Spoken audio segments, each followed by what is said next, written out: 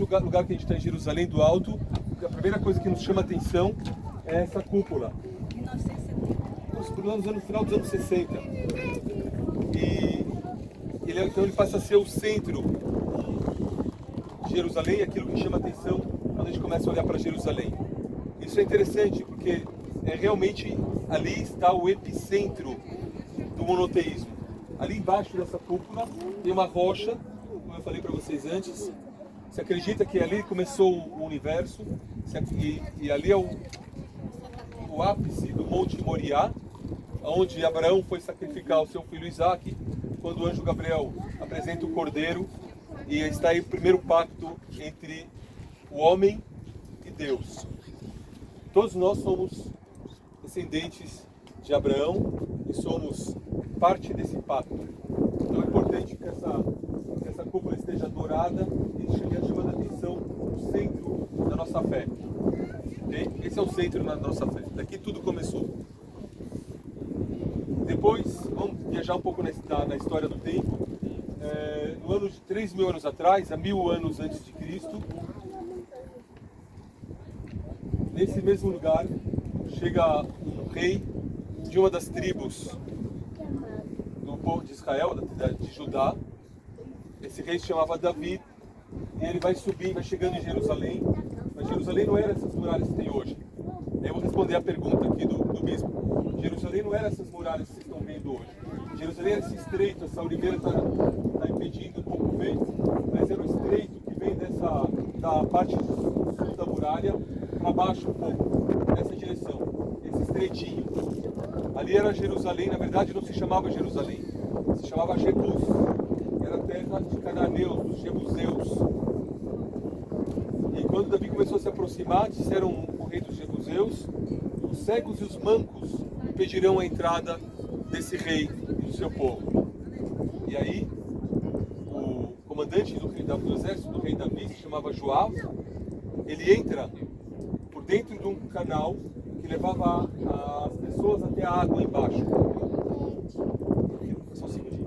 Levava as pessoas até a água lá embaixo. Então, ele consegue entrar por dentro desse canal, surpreender os cananeus e logo conquistar Jebus da mão dos cananeus, e aí passa a ser chamada Jerusalém.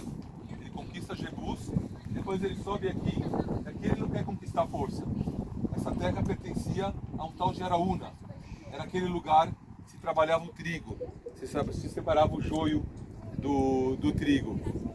Então ele pede para comprar a terra de Araúna. Araúna fala, mas como assim? Se o senhor conquistou, toma, é seu? Não, essa terra eu vou comprar. Para ficar como prova, durante toda a história, durante todos que vieram depois de Davi, que essa terra pertence a um contrato à dinastia do rei Davi. De fato ele compra essa terra, mas o profeta Natan, na época do rei Davi, fala que quem deveria construir a casa de Deus, o templo, deveria ser o seu filho, Salomão, já que Davi ainda estava com as mãos ensanguentadas das guerras que ele travou. Então o rei Salomão depois, o rei Davi coloca ali em cima a Arca da Aliança, o rei Salomão constrói o primeiro templo ali, e a Arca da Aliança é então colocada na casa fixa de Deus. Depois de anos em tabernáculo se estabelece um lar, a casa de Deus, o templo de Deus único, aqui no Monte Moriá. E esse passa a ser o centro da nossa fé. A partir daí, o rei Davi concentra as 12 tribos ao redor da sua capital administrativa e espiritual, que é Jerusalém. Muito tempo isso segue assim. O povo começa a frequentar esse templo, e aqui passa a ser então o centro em todos os sentidos. Até que no ano de 586 surge um grande inimigo que vem conquistando e abalando tudo que tem pelo caminho, e esses são os babilônios. Nabucodonosor é aquele rei que destrói Jerusalém, destrói o templo, leva os judeus para o exílio entre os rios da Babilônia, os rios Tigre e Eufrates,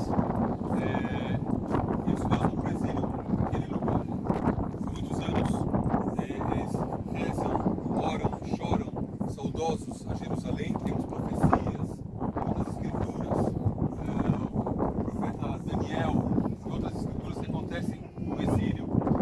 60 anos depois, o rei Ciro da Pérsia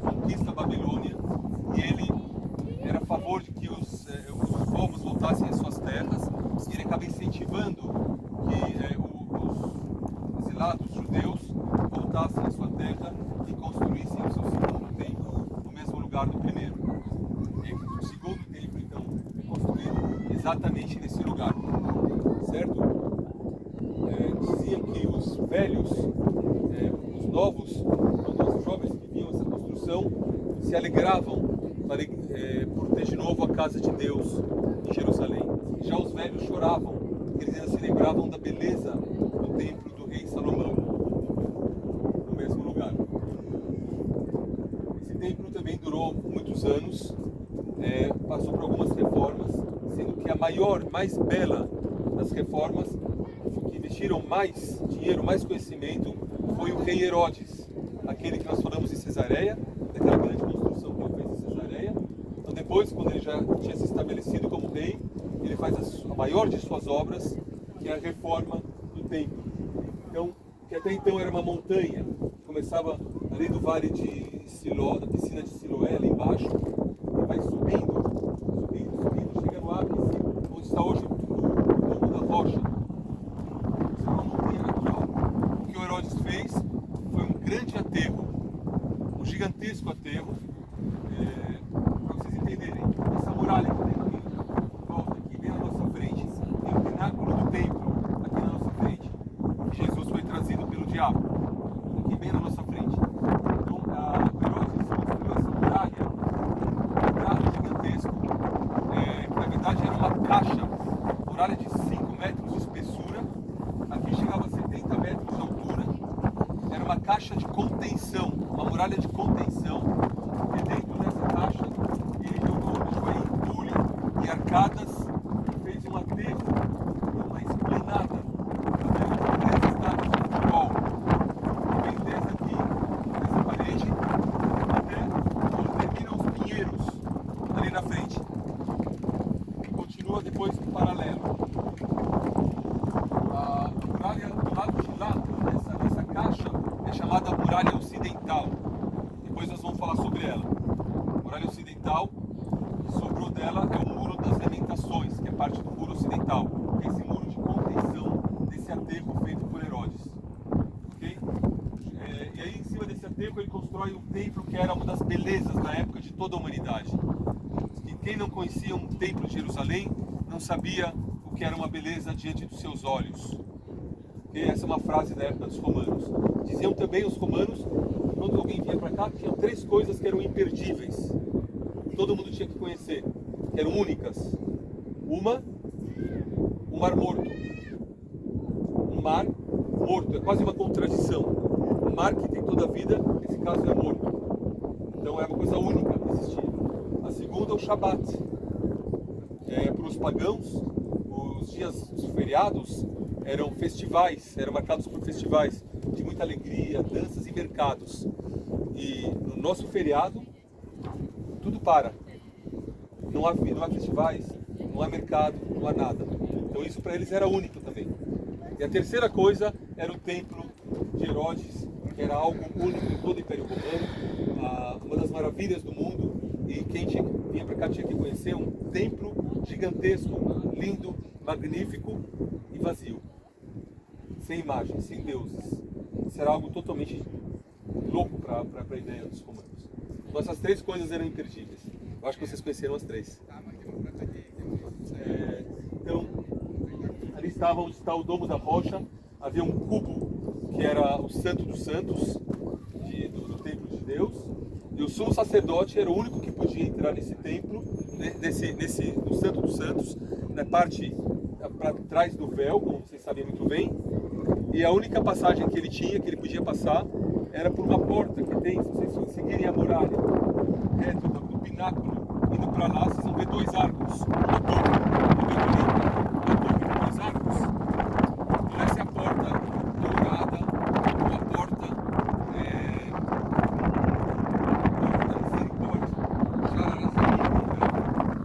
da misericórdia, a porta dourada. Então o sumo sacerdote, no dia da expiação de Yom Kippur, ele ia sozinho, ninguém podia passar ali, perto dali, porque não pegar nenhum tipo de impureza, já que ele entrava na parte mais sagrada do templo para purificar. Então ele entrava por aí. Depois surge a tradição de Messias, para os judeus, a profecia de que quando o Messias chegar, ele vai entrar por ali. Vai entrar por ali. E por isso, quando ele chegar, você fala também que os bons ressuscitarão. Então, esse cemitério que vocês estão vendo aqui embaixo é uma tradição muito antiga de que quando o Messias chegar, os primeiros a testemunharem a vida de Messias são os que estão enterrados aqui, no Monte das Oliveiras. Por isso que esse enorme cemitério, pra vocês terem uma ideia, sobrou tão pouco espaço aqui, que hoje em dia 1 metro por 2 aqui é mais ou menos o preço de um apartamento na periferia de Jerusalém. As pessoas continuam querendo ser enterrados aqui por todos os que nós falamos até agora. Então esse é o Monte das Oliveiras. Agora vamos tentar pegar o texto rapidinho, para tentar nomear algumas questões importantes. Vou pegar aqui Lucas 19. A entrada triunfal de Jesus em Jerusalém. Então, vocês se lembram que a gente estava no show de Jericó? Antes do show de Jericó, quando ele falou sobre a cura do cego e a cura de Zaqueu, Zaqueu na árvore. Depois, iam caminhando adiante, subindo para Jerusalém. E chegando perto de Betfagé e Betânia, ao monte chamado das Oliveiras, mandou 2 dos seus discípulos, dizendo-lhes: Ide à aldeia que está de fronte, e aí ao entrar, achareis preso um jumentinho, que nenhum homem ainda montou. Soltai-o e trazei-o. Se alguém vos perguntar por que o soltais, assim lhes direis: o Senhor precisa dele. Então, indo os que haviam sido mandados, acharam como lhes dissera. Quando soltaram o jumentinho, seus donos lhes perguntaram: por que soltais o jumentinho? Responderam eles: o Senhor precisa dele. Trouxeram-no Jesus e, lançando sobre o jumentinho as suas vestes, ajudaram Jesus a montar. Indo ele, estendiam no caminho as suas vestes. Quando já chegava perto da descida do Monte das Oliveiras, toda a multidão dos discípulos, regozijando-se, começou a dar louvores a Deus em alta voz por todas as maravilhas que tinham visto. Esse é o domingo de Ramos. Okay? Dizendo: bendito o Rei que vem em nome do Senhor, paz no céu e glória nas alturas. Disseram-lhe alguns dos fariseus dentre a multidão: mestre, repreende os teus discípulos. E respondeu-lhe Jesus: digo-vos que se esses se calarão, as próprias pedras clamarão. Quando ia chegando, vendo a cidade, imaginem ali mais ou menos, chorou sobre ela, dizendo: se tu conhecesse ao menos neste dia o que a tua paz pertence, mas agora isso está encoberto dos teus olhos. Dias virão sobre ti em que os teus inimigos te cercarão de trincheiras, te sitiarão e te apertarão de todos os lados. Derrubar-te-ão a ti e a teus filhos que dentro de ti estiverem. Não deixarão em ti pedra sobre pedra, que não reconheceste o tempo da tua visitação. Depois, entrando no templo, começou a expulsar a todos os que nele vendiam e compravam. Então, continua, né? Mas para vocês entenderem, para a gente figurar, ilustrar essa entrada do domingo, a gente pode apontar aqui para vocês quase todos os lugares da última semana de Cristo, os lugares mais importantes da última semana de Cristo, da semana da paixão. Vou apontar para vocês, tá bom? Vamos lá, fazer um exercício aqui, voltar 2000 anos atrás. Então, Jesus começa essa descida. Quando ele chega perto da onde está aquela cúpula preta, ele olha para a cidade, olha para o templo de Deus e chora, profetizando o que virá acontecer 37 anos depois, quando a cidade é destruída e não sobra pedra sobre pedra. Depois ele continua descendo, atravessa o vale de Josafat, entra no templo e, onde estão os mercadores, provavelmente nessa região, ele começou a expulsar os mercadores. E aí ele já estava assumindo, já estava sabendo, já estava assumindo o seu destino.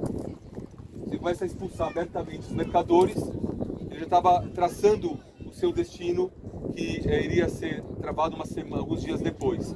Então, essa semana ele passa entre o Monte das Oliveiras, onde nós estamos agora, e o Templo de Deus em Jerusalém. E quando chega a quinta-feira à noite, ele fala para alguns dos seus discípulos: siga aquele homem que está com um cântaro na cabeça. E como trazer água era a profissão das mulheres, então são poucos os homens que levavam os cântaros na cabeça. Então eles foram atrás desse homem e chegaram ali na nossa frente. no que é hoje a Igreja da Dormição. Vocês estão vendo bem na frente uma igreja bem grande com a cúpula triangular preta, bem nessa direção. Uma torre do lado esquerdo e do lado direito uma pirâmide preta em cima. Aí nós passamos a Igreja da Dormição, que está do lado do cenáculo, do lugar da última ceia.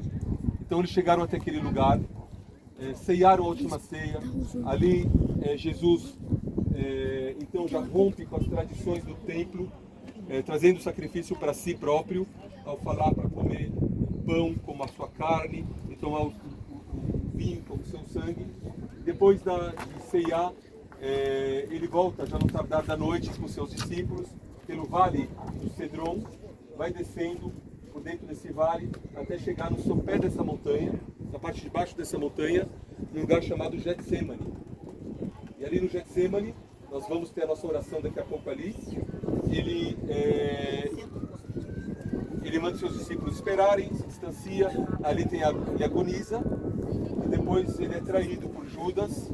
Um beijo, os soldados do Caifás prendem Jesus e levam ele pelo mesmo caminho que ele veio essa noite, por dentro desse mesmo vale, até um pouco mais para baixo. Se vocês olharem nessa direção, uma outra igreja, com uma cúpula preta menor, as paredes, os pinheiros ao redor.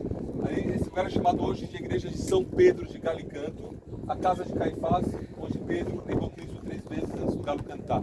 Então Jesus ficou preso ali da noite da quinta para sexta. Sexta-feira de manhã foi levado ao Sinédrio e depois foi enviado a quem? Pôncio Pilatos. Estava, por sua vez, na Fortaleza Antônia. O que era a Fortaleza Antônia? A Fortaleza Antônia era um pequeno quartel.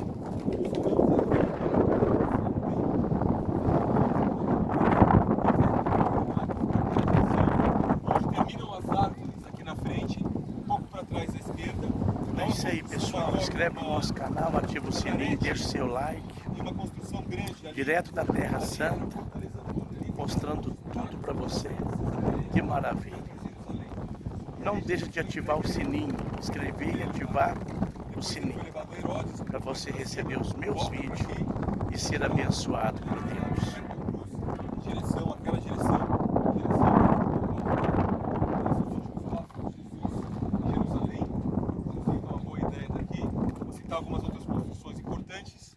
Aqui à nossa direita está a Igreja do Choro do Senhor, onde se acredita que ele teve essa visão e chorou sobre a cidade de Jerusalém. Mais para baixo um pouquinho, aquela igreja com as cebolas douradas. A igreja em homenagem a Maria de Madalena, uma igreja russa.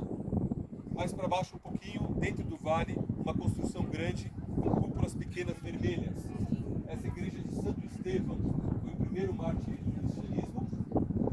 Foi apedrejado naquele lugar por ordem de Paulo Saulo, aquele momento Saulo, bem ali no meio desse vale, ok? O vale do Cedron. Então, meus amigos, vocês estão nos lugares mais bonitos, o cartão postal da cidade.